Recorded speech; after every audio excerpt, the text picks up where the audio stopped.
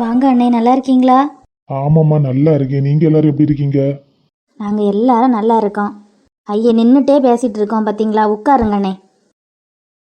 சின்ன மாப்பிள்ளை வீட்டில் இல்லையோ? ஐடன் ஆஃபீஸுக்கு போயிருக்கான். ஆஃபீஸில் முக்கியமான வேலை எதுவும் இருக்கும் போல. அப்படியா? சரி சரி, நல்ல விஷயம்தான். அப்பா வந்திருக்காங்களா? ஏங்க நீங்கள் இதுதான் சர்ப்ரைஸ்ன்னு சொன்னீங்களா? ஆமாம். அப்பா எப்படி இருக்கீங்க அப்பா? நான் நல்லா இருக்கேன் மக்களே. நீ எப்படி இருக்க? நானும் நல்லா இருக்கேன்ப்பா. உங்களை பார்த்தது எனக்கு எவ்வளோ சந்தோஷமா இருக்கு தெரியுமா? மக்களே, அதில் அப்பா கிட்ட உட்காருமா. சரி அத்தை. மாமா பார்த்தீங்களா, உங்களை பார்த்ததும் என்ன கலத்தி விட்டுட்டு உங்க பக்கத்துல வந்து உட்காந்துட்டா. மாப்பிள்ளை, அப்பா வெளியே எங்கேயும் போயிருக்காங்களோ? ஆமா மாமா, அப்பா ஆபீஸ் விஷயமா வெளியூர் போயிருக்காங்க. அப்படியா? அப்போ சரி சரி. தங்கச்சி, நான் பிள்ளைங்கள விருந்துக்கு கூப்பிடுறதுக்காக தான் வந்தேன். தனியாக வந்திருக்கேன்னு எதுவும் நினைக்காதுங்க யாரும். ஐயா அண்ணே, இதில் என்ன நினைக்கிறதுக்கு இருக்குது?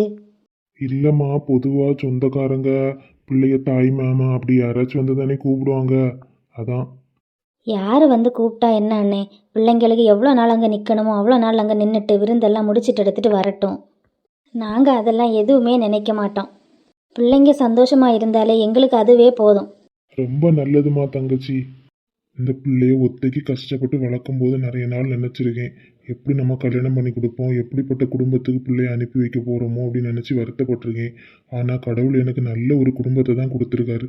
எனக்கு இது போதுமா? உங்கள் எல்லாரையும் இப்படி பார்க்கும்போது எனக்கு என்ன சந்தோஷமாக இருக்குது தெரியுமாம்மா தங்கச்சி. நான் ரொம்பவே கொடுத்து வச்சவன். அப்படியெல்லாம் இல்லை அண்ணே, ரியா எங்கள் வீட்டுக்கு வர்றதுக்கு நாங்கள் தான் கொடுத்து வச்சோங்க. இதெல்லாம் கேட்கும்போது என் மனசுக்கு என்ன சந்தோஷமாக இருக்குது. சரி தங்கச்சி, நாளைக்கு 9 மணிக்கு பிள்ளைங்கள விருந்துக்கு அனுப்பி வைனாமா. சரி அண்ணே, அவங்க வரட்டும். வந்துட்டு அவங்களுக்கு எவ்வளோ நாள் நிற்கணும்னு தோணுதோ அவ்வளோ நாள் அங்கே நின்றுட்டு வரட்டும். ரொம்ப சந்தோஷமா. மாப்பிள்ள, அம்மாட்ட தானே மாமா சொன்னாங்க, நம்மகிட்ட சொல்லல அப்படின்னு நினைக்காதுங்க. கண்டிப்பா வரணும் என்ன மாப்பிள்ள, நாளைக்கு காலையிலேயே. சே, அதெல்லாம் நான் எதுவும் நினைக்க மாட்டேன் மாமா, அம்மாட்டே சொல்லிட்டீங்களா, அதுவே எனக்கு போதும். நாங்க 2 பேரும் கண்டிப்பா வந்துருவோம். சரி மாப்பிள்ள, ரொம்ப சந்தோஷம். அப்போ நான் போயிட்டு வரேன். ஐயா அண்ணே, வந்ததும் இப்படி கிளம்பலாமா? உட்காருங்க, சாப்பிட்டுட்டு போகலாம். வேண்டாம்மா, வெளியில ஒரு வேலை இருக்குது, அதான் நான் போகணும் சீக்கிரமா. ஐயே, இருந்து சாப்பிட்டுட்டு போங்க அண்ணே. வேண்டாம்மா, அவசரமா எனக்கு போக வேண்டியதா இருக்குது. ஜூஸ் குடிச்சேன் இல்லாமா, அதுவே எனக்கு போதும். இனி வார அன்னைக்கு கண்டிப்பா நான் சாப்பிட்டுட்டு தான் கிளம்புவேன், சரியா? சரி அண்ணே. சரி, அப்போ எல்லாரும் இருங்க, நான் போயிட்டு வரேன். மக்களே, ரியா, நான் போயிட்டு வரேன்னா.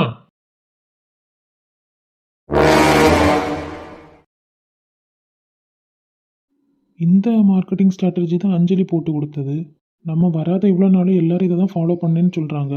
அப்போ ஏன் நமக்கு ஒரு கிளைண்ட்டுமே இது வரைக்கும் வரல? ஓ மை காட், நம்ம வேற சவால் விட்டு வச்சுருக்கோம். கண்டிப்பாக அந்த சவாலில் ஜெயிச்சே ஆகணுமே. அஞ்சலி தான் அந்த மார்க்கெட்டிங் ஸ்ட்ராட்டஜி போட்டு வச்சுருக்கா. ஆனால் அவளுக்கு தான் தெரியாது இது அவள் போட்டதுன்ட்டு. சரி, மறுபடியும் இதே கொடுத்து இதே ஹேண்டில் பண்ண சொல்லிடலாம். ஏங்க,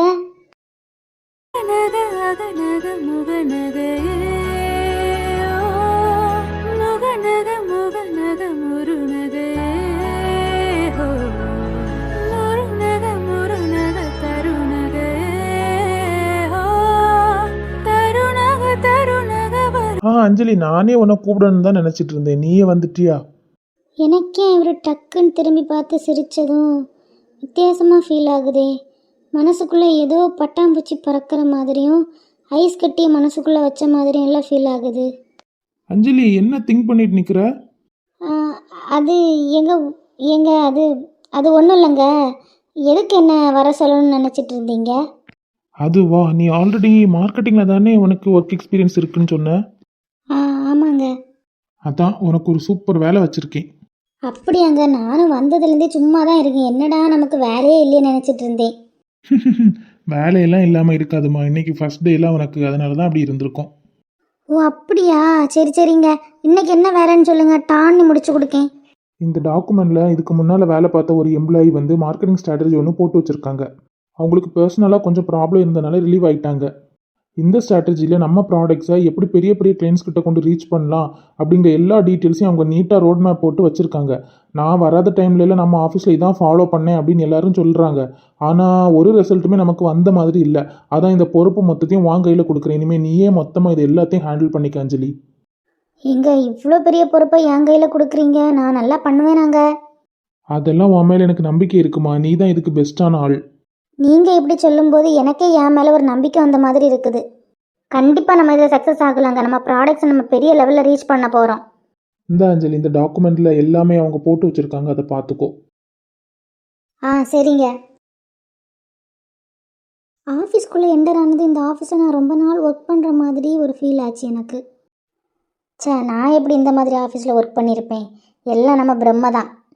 சரி, அது கூட எனக்கு பெருசாக தெரியல. ஆனால் ஐடன் திரும்பி பார்த்து சிரித்ததும் எனக்குள்ள அப்படி ஒரு ஃபீல். இந்த மாதிரி நான் யாருக்கிட்டேயுமே ஃபீல் பண்ணதே இல்லை. அவர் பக்கத்தில் இருக்கும்போது ரொம்பவே கம்ஃபர்ட்டாக நான் ஃபீல் பண்ணுறேன். ஏதோ சேஃபாக இருக்கிற ஒரு பிளேஸ்க்குள்ளே இருக்கிற மாதிரியே ஃபீல் ஆகுது.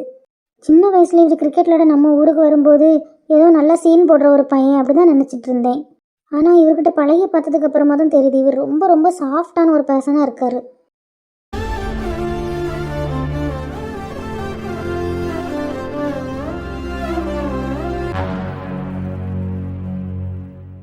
அப்பா, வேலையெல்லாம் முடிச்சுட்டு டாக்டர் யூனிஃபார்மை கலத்தி போட்டுட்டு ரெஸ்ட் எடுக்கிற சுகமே சுகம்தான்ப்பா. ஆனால் நம்ம மச்சான் ராகுல் இல்லாமல் எப்படி நம்ம தனியாக ரெஸ்ட் எடுக்கிறது? போர் அடிக்குமே. சரி, ஃபோன் அடித்து வர சொல்லுவோம். ஹலோ மச்சான். டே மச்சான், ஒரு ஒரு முக்கியமான விஷயம் உங்ககிட்ட பேசணும்டா. ஹாஸ்பிட்டல் வாடா. டேய், வந்தேன்னு வச்சுக்க உன்னை பொலன்னு பொழந்துருவேன். எப்போ பார்த்தாலும் இதே ரீசனை சொல்லி தானடா வர வைக்கிற. ஒருக்கா கூட எனக்கு சந்தேகம் வராதா என்ன? மச்சான், நீ என் ஃப்ரெண்டு. நான் எதுக்கு உன்னை வர சொல்கிறேன்னு உனக்கு புரியும். ஆனாலும் நீ உன் வேலையெல்லாம் விட்டுட்டு எனக்காக வர பத்தியா? அதான் நீ என் மச்சான்டா. டேய் ஓவரா ஐஸ் போடாதடா. ஐஸ் போடுறதுக்கு நீ என்ன ஃப்ரீசரா இல்லை ஃப்ரிட்ஜா?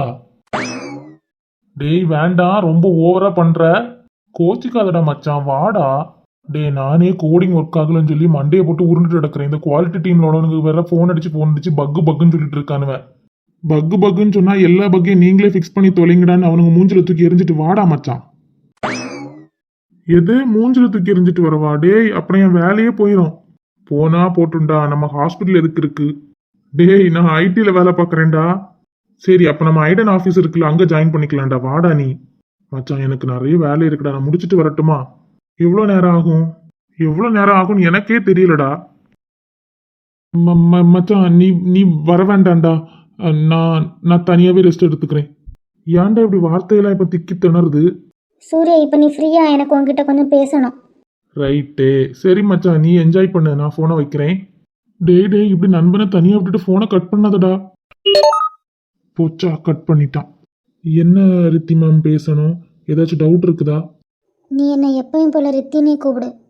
வேண்டாம் மேடம், அப்புறம் நான் உங்களை ரித்தின்னு கூப்பிட்டா நீங்கள் அதுக்கும் ஏதாச்சும் சொல்லுவீங்க. அதனால பெட்டர் நான் மேடம்னே கூப்பிட்றேன். ஏன் சூர்யா நீ இப்படி பண்ணுற? நான் என்ன மேடம் பண்ணுறேன்? எப்பயும் போல் நார்மலாக தானே இருக்கேன். நான் அன்னைக்கு பேசினது தப்பு தான் சூர்யா. அதான் சாரி கேட்கலான்னு தான் வந்தேன். I am so sorry. என்கிட்ட நீங்கள் உரிமையாக சாரி கேட்குறதுக்கு நான் யார் மேடம்? நான் அன்னைக்கு அப்படி பேசினதுனால தான் நீ இன்னைக்கு இவ்வளோ கோவமாக பேசுகிற. ரொம்ப சாரி சூர்யா. நான் அன்னைக்கு ஏதோ ஒரு இதில் உங்ககிட்ட அப்படி பேசிட்டேன். I am so sorry. நீ அவ்வளோ ஹர்ட்டாக இருப்பான்னு எனக்கு தெரியுது. தெரியுதுல்ல, அப்போ உங்கள் வேலையை பார்த்துட்டு போக வேண்டியதானே மேடம்? எதுக்கு வந்து சாரி கேட்டு இந்த மாதிரி பண்ணிட்டு இருக்கீங்க? நீ என்ன வேணாலும் என்ன சொல்லு சூர்யா. இவ்வளோ நாள் நான் தான் உன்னை இந்த மாதிரிலாம் சொல்லி ரொம்ப ரொம்ப காயப்படுத்தியிருக்கேன். ஆனால் நீ அது எல்லாமே பொருட்படுத்தாமல் என்கிட்ட மறுபடியும் வந்து பேசிகிட்டு இருந்த. ஆனால் இந்த டைம் நான் உன்னை ரொம்பவே காயப்படுத்துகிற மாதிரி பேசிட்டேன். இவ்வளோ நாள் நீ என்னை காயப்படுத்தியிருக்க ரித்தி. நான் திரும்ப உங்ககிட்ட வந்து பேசிகிட்டு இருந்ததுக்கு ரீசன் நான் உன் மேலே வச்சிருக்க லவ் மட்டும்தான். இப்போ நான் ஒரு நாள் உங்ககிட்ட பேசலை அப்படிங்கும்போது உனக்கு எவ்வளோ கஷ்டமாக இருக்குது. அப்போ நான் இத்தனை வருஷம் நீ பேசாமல் எவ்வளோ தவிச்சிருப்பேன். தப்பு தான் சூர்யா, என்னை மன்னிச்சிரு. இப்போ உன் கண்ணில் என் மேலே வச்சிருக்க காதலை நான் பார்க்குறேன் ரித்தி. எப்போ நீ எனக்கு பிரேக்கப்கான ரீசன் சொல்கிறியோ அப்போ தான் நம்ம மறுபடியும் ஒன்று சேர முடியும். அது வரைக்கும் நம்ம இப்படியே இருந்துக்கலாம். அதுவும் அந்த ரீசன் வேல்யூபிளாக இல்லைன்னா மட்டும்தான் நம்ம ஒன்று சேர முடியும். ஒருவேளை நீ சொல்கிற ரீசன் வந்து ரொம்பவே வேல்யூபிளாக இருந்துன்னா கண்டிப்பாக நம்ம பிரிஞ்சு தான் ஆகணும் ரித்தி. நான் இப்படியெல்லாம் பேசும்போது உன் மனசை விட என் மனசு தான் ரொம்பவே காயப்படும். ஆனாலும் இதுதான் ரியாலிட்டி ரித்தி. இதை நம்ம புரிஞ்சு தான் மூவ் ஆன் பண்ணிக்கணும். அப்போ நான் பிரேக்கப்புக்கான ரீசன் சொன்னால் மட்டும்தான் எந்த முடிவும் எடுப்பியா சூர்யா? அதுதான் ரித்தி நான் இவ்வளோ நேரம் சொல்லிட்டு இருக்கேன். அது வரைக்கும் நம்ம இந்த மாதிரி இருந்துக்கலாம். நான் ஒரு சீஃப் டாக்டர், என் கீழே நீ ஒர்க் பண்ணுற, அவ்வளோதான். காதலே உன் கால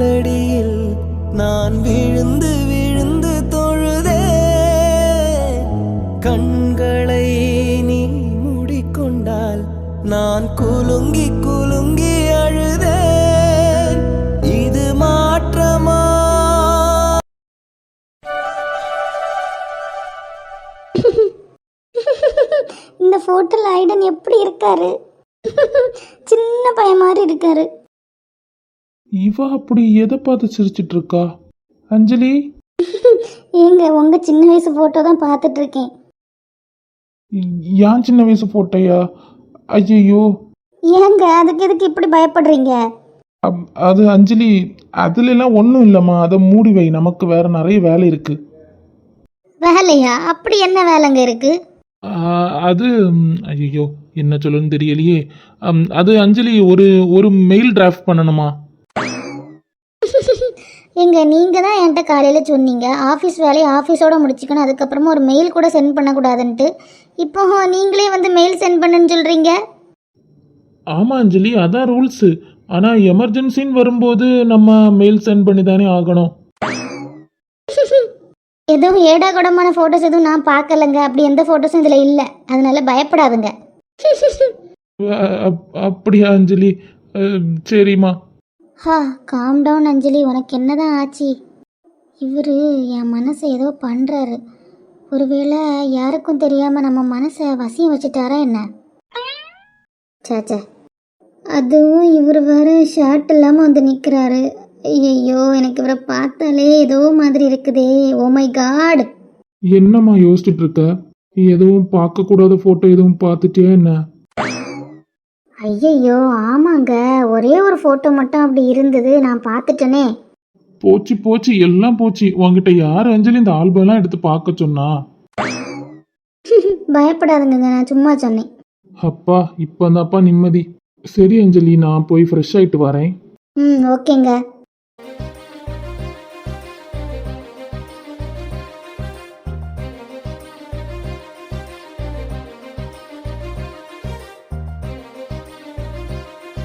இந்த கதை என்ன அழகா இருக்குது, படிச்சுட்டே இருக்கலாம் போல இருக்குது. புக்கு படிக்கும்போது கூட நம்ம பொண்டாட்டி இவ்வளோ அழகா இருக்காளே. ஒரு காலாவது நம்மளை திரும்பி பார்க்குறாளா? அந்த புக்குக்குள்ளேயே மூழ்கிட்டா. இருடி வாரேன். அடியே, நான் வந்தது கூட தெரியாமலா புக்கு படிச்சுட்டு இருக்க? இருங்க அஜய், இந்த ஸ்டோரி ரொம்ப இன்ட்ரெஸ்டிங்காக போயிட்டு இருக்கு. நான் முக்கியமா அந்த ஸ்டோரி முக்கியமா? ஸ்டோரி தாங்க முக்கியம் எனக்கு. ஸ்டோரி முக்கியமா?